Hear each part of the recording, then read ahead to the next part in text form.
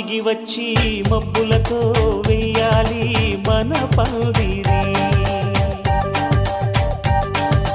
ఊరంతా చెప్పుకునే ముచ్చటగా జరగాలి పెళ్ళంటే మరి. చెరిసగమవమని మనసులు కలుపుతూ తెర తెరిచిన తరుణం